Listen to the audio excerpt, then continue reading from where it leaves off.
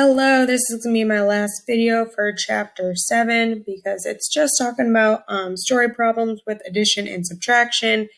And I previously did 2 videos on addition and subtraction, so I hope this last video helps if you did not understand this chapter, which is okay. But I'm going to combine lesson 7-4, 7-5, and 7-6 because we are solving 2-step problems. And we are going to do some math practices with reasoning. So let's go ahead and get started on our first problem. It says 6 fish swim into the pond. 14 more fish swim into the pond. 7 fish swim away. How many fish are in the pond now? So remember, the first thing that I do in story problems is I always underline the numbers that I'm going to be using. And I want you guys to remember, this is a 2-step problem. So you are going to have 2 equations in this problem. You're going to have one equation, you're going to figure that out. You're going to use the answer from that equation to go into the next equation for our 2-step problem. So let's go ahead and get started. I also want to underline what we are going to be doing in this problem, which it says, how many fish are in the pond now? All right, so our first thing, it says 6 fish swim into the pond. So 6. 14 more fish swim into the pond. So when it says more fish, that means they're going to be adding, right? So we have 14 plus 6. We are going to be adding this together. So I'm going to stop right there. This will be our first step to our problem. 6 plus 4 equals 10. You're going to drop that 0 and add that 1 up here. So 1 plus 1 equals 2. So our answer is 20. So we have 20 fish in the pond right now. Then it says 7 fish swim away, so they leave. So that means we are going to be subtracting.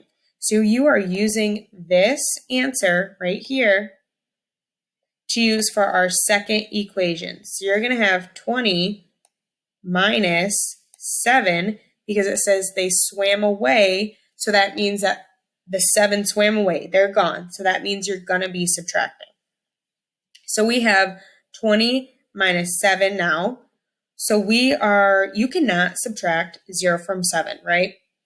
You cannot take 7. If you have 0 chocolate chips, you cannot take 7 from them. You need a larger number on the top to be able to subtract. So we are going to have to regroup in this problem. So we're going to go over to our neighbor, number 2. We are going to change that into a 1 because we took 1 from them. And then we are going to make this into a 10. So 10 minus 7 equals 3. And then you drop that 1 down because there's technically a 0 right there. So 1 minus 0 equals 1.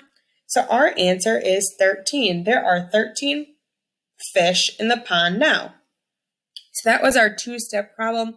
Our first step was to add 6 plus 14 together. And then our next problem was to take the 20 and add it to our second equation to be able to subtract the fish swimming away. All right, let's go ahead and move on to my next problem. My computer will work. There we go. All right, it says Tyler read 9 books on Monday and 15 books on Tuesday. Then he read 7 more books on Wednesday. How many books did Tyler read in all? All right, so I'm going to go ahead and underline the numbers that we are using in our problem, which is 15, 9, and 7. And then I'm going to underline what we are trying to figure out. We are trying to figure out how many books did Tyler read in all. All right, so first it says Tyler read 9 books on Monday and 15 books on Tuesday. And we're trying to figure out how many he read in all. So I'm going to go ahead and add, since it says in all, I'm going to add how many books he read on Tuesday and how many books he read on Monday together. So I have 5 plus 9, which equals 14. You're going to carry that 1 up. You're going to be regrouping. So 1 plus 1 equals 2. So now we have the number 24. But we have to do our 2-step problem because then it says, then he read 7 more books on Wednesday. So when it says that 7 more, that means we're going to be adding. So you need to take your answer from here, from your first step in your problem. You need to bring it up to your second problem. because that's going to be the add-in for your second problem.